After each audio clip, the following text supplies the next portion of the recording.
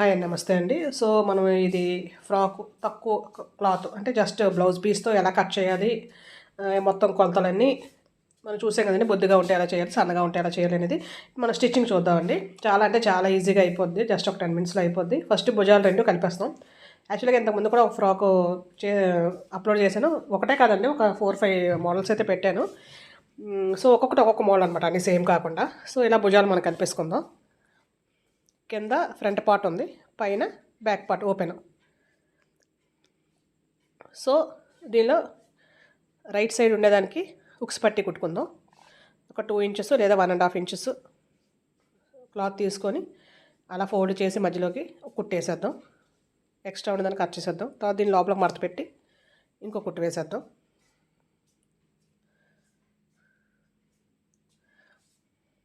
ఇప్పుడు మనం కాజాల పట్టి కోసం సేమ్ బ్లౌజ్కి ఎలాగేస్తాం అలాగే ఇది క్లాత్ తిరగేసి లోపల వైపు తిరగేసి లోపల రాంగ్ సైడ్ అనమాట.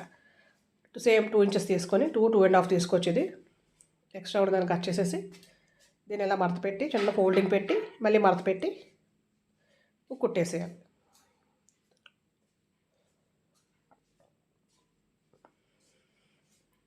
మళ్ళీ పక్కన 1 ఇంచ్ గ్యాప్లో ఇంకో కుట్టేసేయాలి.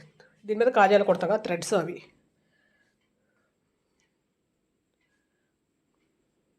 సో ఇప్పుడు మనం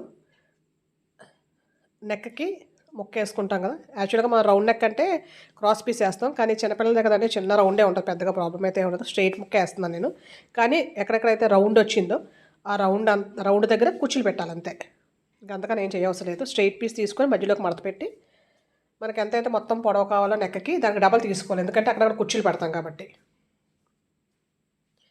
అలా ఎక్కడెక్కడైతే రౌండ్ ఉందో మొత్తం కుచ్చులు పెట్టుకుంటూ వెళ్ళిపోవడమే. పెద్దవాళ్ళకైనా సరే ఇలాగ వేయచ్చండి. కొంచెం పెద్ద రౌండ్ వస్తుంది కాబట్టి పొడవు ఎక్కువ తీసుకోవాలి అంతే. రౌండ్ ఎక్కడైతే తిరుగుతుందో అక్కడ కుర్చీలు పెట్టాలి. స్ట్రైట్గా ఉన్న దగ్గర కుర్చీలు పెట్టక్కర్లేదు.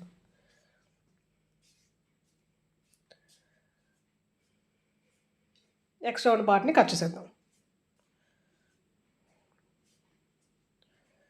ఇప్పుడు దీన్ని మళ్ళీ లోపలికి తిప్పేసి ఇంకో కుట్టు వేసేద్దాం. అంచు మీద కుట్టు వేసేస్తే ఇంక మనకు అలాగా అద్దె పెట్టినట్టు వస్తుంది అనమాట. అంటే ఇలా బెలూన్లా రాకుండా.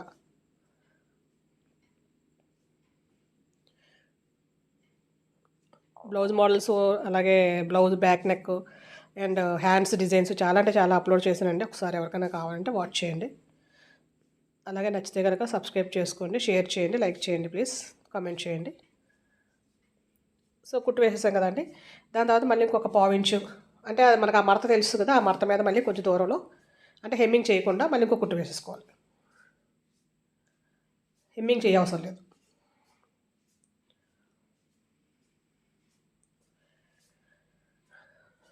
సో ఇప్పుడు అయిపోయింది కదా. ఇప్పుడు భుజాలు అయిపోయింది, హుక్స్ పట్టి కాజా పట్టి కూడా అయిపోయింది.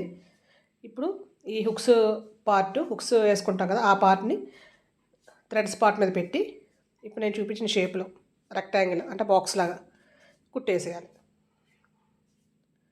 జాయింట్ చేసినప్పుడు అనమాట. ఆ జాయింట్ అలాగే వేస్తే మనకి నీట్గా ఉంటుంది.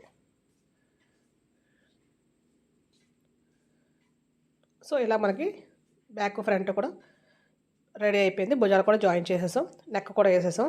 ఇప్పుడు డాట్స్ వేస్తాం కదా, షేప్ కరెక్ట్గా ఉండడం కోసం. చిన్నపిల్లలకి పెద్దగా షేప్ ప్రాబ్లం అయితే ఉండదు, కానీ ఇలా పెడితే కొంచెం నీట్గా ఉంటుంది ఇంకా. సో మనం ఈ డాట్స్ ఎక్కడ వేయాలి అంటే మన భుజం ఎక్కడైతే ఉందో ఆ భుజం కరెక్ట్గా మధ్యలోంచి కిందకి వేయాలన్నమాట. అలాగే బ్యాక్ సైడ్ 2, ఫ్రంట్ సైడ్ 2, ఒక 3 ఇంచుల పొడవు బట్టి అనమాట మనం వేసుకోవచ్చు.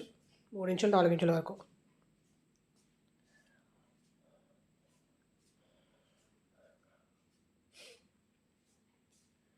ఇది అయిపోయిన తర్వాత ఇప్పుడు హ్యాండ్స్ అండి. హ్యాండ్స్ అంచు లైనింగ్ లేదు కాబట్టి, లైనింగ్ ఉంటే లైనింగ్ కుట్టేసి తిప్పేస్తాం. దీనికి లైనింగ్ ఏం లేదు. బార్డర్ వేస్తే బార్డర్ వేసి తిప్పుతాం. దీనికైతే అవి వేయట్లేదండి, డైరెక్ట్గా కుడుతున్నాను. జస్ట్ ఒక మడత మళ్ళీ మడత 2 మడతలు వేసుకొని చిన్న మడతలో కుట్టేస్తున్నాను దారాలు వచ్చేయకుండా. అలా రెండో దానికి కూడా మనం కుట్టేసుకుందాం.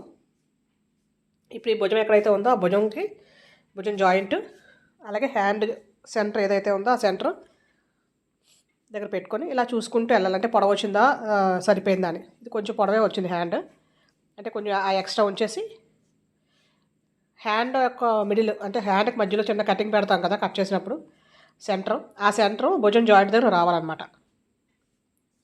అలాగే లోతు కూడా ముందుకు వచ్చేలాగా మనం పెట్టుకొని కుట్టేసుకోవాలి. అలా 2 కుట్లు వేసుకుంటాం కదండి, 2 కుట్లు వేసేసుకుందాం.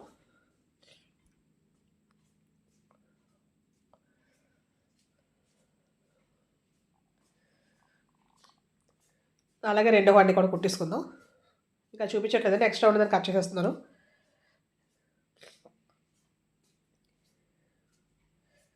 సో రెండో హ్యాండ్ కూడా కుట్టేశానండి, చూపించలేదు టైం వేస్ట్ అని చెప్పి. మనం ఇది కట్ చేసుకున్నాం కదా, కట్ చేసుకున్నప్పుడు నేను ఎక్స్ప్లెయిన్ చేశాను ఎలాగనేది. సో ఒక పెద్ద ముక్క, 2 చిన్న ముక్కలు ఉన్నాయి.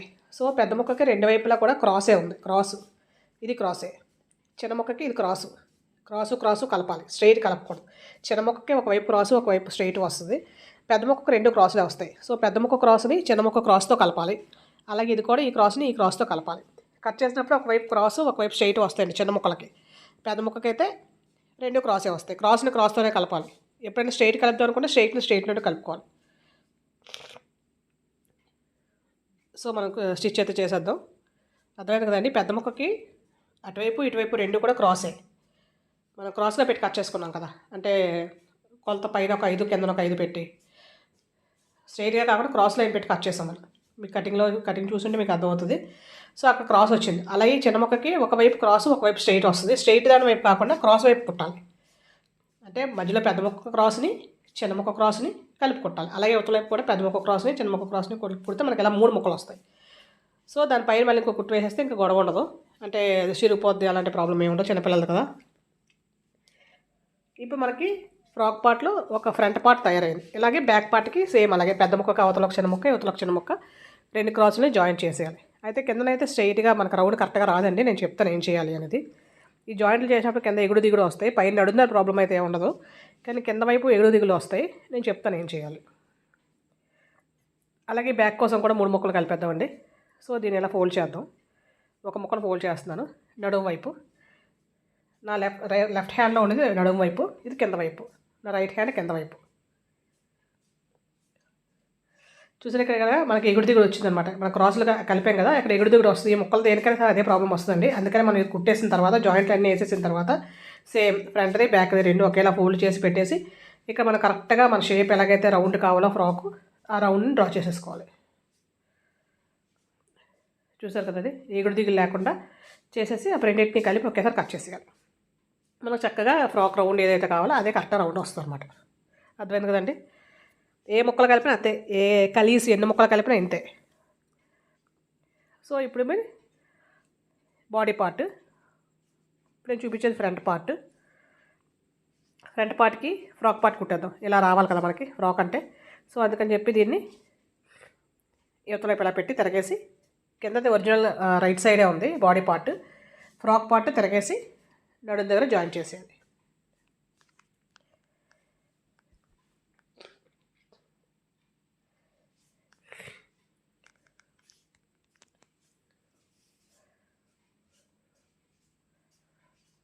యాక్చువల్గా ఇప్పుడు టైం అయితే నైట్ 11 అయిందండి. ఎక్కడ సౌండ్ ఉండకూడదని చెప్పి నేను ఈ టైంలో చేస్తున్నాను.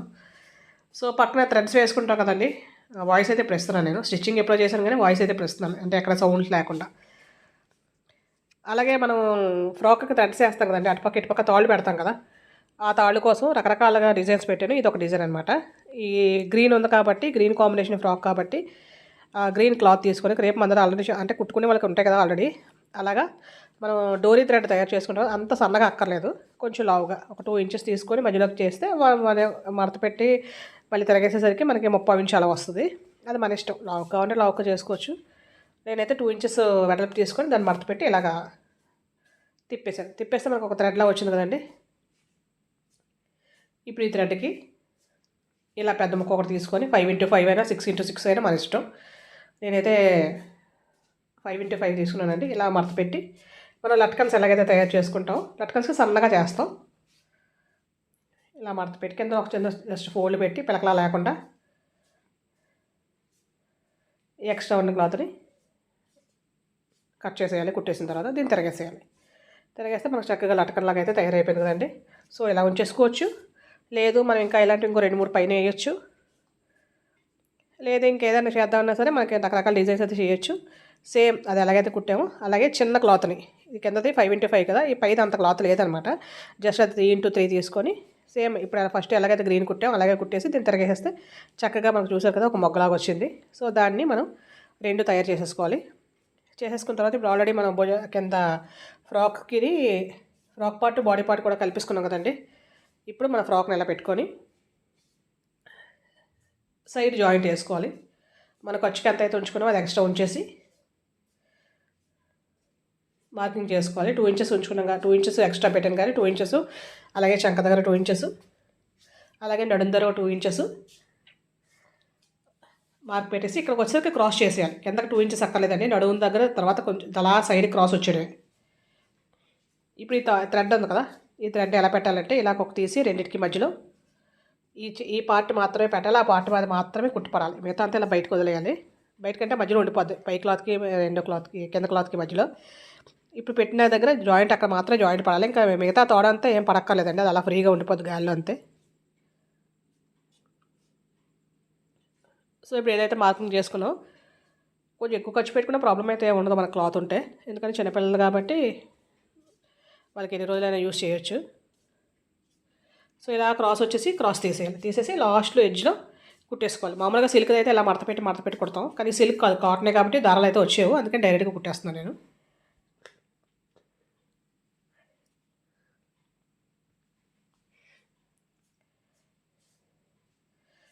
ఆ తర్వాత మన ఖర్చుకి సైడ్కి ఒక హాఫ్ ఇంచ్ ఒకటి అలా వేసుకుంటూ 2-3 కుట్లు వేసేసుకొని అలాగే ఇటువైపు కూడా జాయిన్ చేసేసుకుంటే చూసారు కదండి చక్కగా. మనకి ఇది హుక్స్లు వేసుకోవాలి. హుక్స్ అయితే హుక్స్, టిక్స్ అయితే టిక్స్. నేనైతే హుక్స్లు వేసానండి.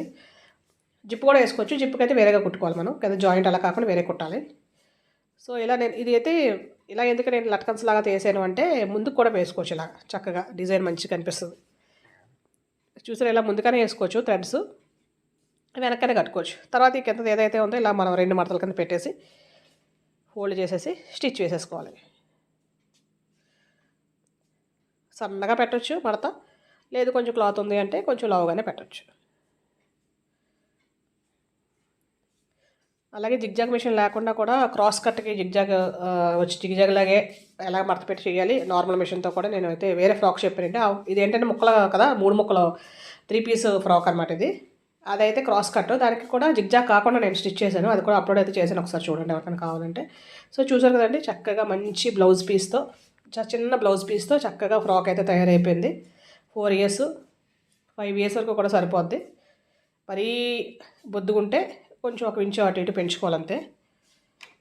సో ఫ్రాక్ అయితే సూపర్ అంటే సూపర్ వచ్చిందండి, చాలా అంటే చాలా బాగుంది. అదే ఇలాంటివి మనం కొనుక్కుందామన్నా సరే బయట మనకు సేమ్ కంఫర్ట్గా ఇలాంటి క్లాత్స్ మనకు సేమ్ ఫ్రాక్ దొరకకపోవచ్చు.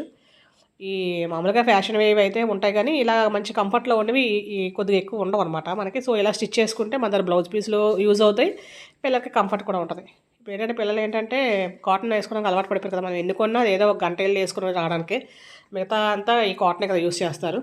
సో మన బ్లౌజ్ పీస్ని ఎలాగైతే చక్కగా ఈజీగా స్టిచ్ చేసుకోవచ్చండి. 70 సెంటీమీటర్స్ క్లాత్ని కూడా నేను స్టిచ్చింగ్ అయితే చేశానండి, అది కూడా నేను అప్లోడ్ చేశాను, ఎవరికైనా కావాలంటే ఒకసారి వాచ్ చేయండి. థ్యాంక్ యూ అండి, థ్యాంక్ యూ ఫర్ వాచింగ్. అలాగే నచ్చితే కనుక సబ్స్క్రైబ్ చేసుకోండి. థ్యాంక్ యూ అండి.